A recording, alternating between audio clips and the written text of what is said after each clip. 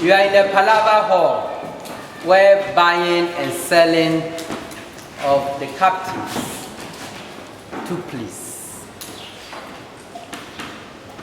Palaba is the Portuguese word which means making negotiation. Is that a phone too? Palaba? No, that's different from Palava and Palaba. Okay. Yeah. Palaba also, in I think one of the language means trouble or problem. Yeah, it also means problem. So they bring you here and put problem around your neck. After buying them, they had to be branded. And if you go to the museum, you see the branding iron.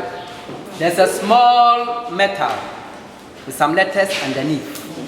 They put it over fire. When it's hot, take it out, they give it to you. Hot stamp. Some of them chest, some shoulders, back, just to identify them to know who owns it. So for example, over here, if you see letter DY, then it means that these people for the Duke of York. That's for the royal. Letter KJII, King James the second, or whoever is over there in England. QI for Queen Isabella, who was also from Spain.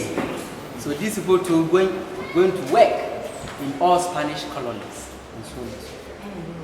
They were even having some people who were shareholders in the slavery business.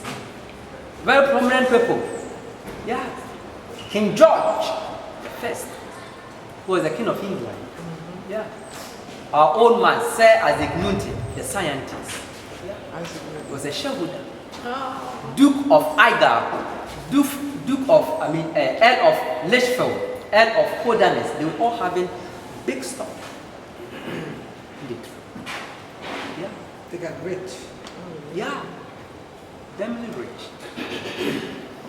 From here, you are going to see the barracks where their army. Any question? Absolutely, if you don't mind.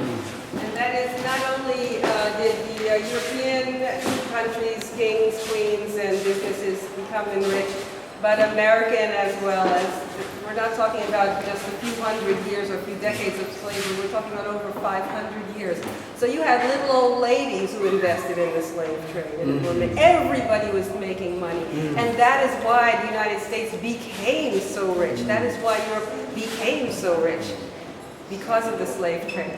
And also the idea of a corporation where you have limited partners and shares, that's where that idea came from. Based on Buying slavery. shares in this. So when we're talking about reparations, or we're talking about what's owed to us, and some of us feel a little intimidated to express that feeling, or feel a little ashamed, or, well, I don't know if I'm entitled.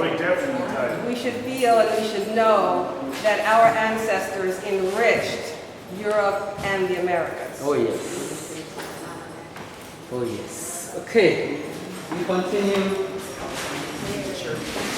There are steps down, please.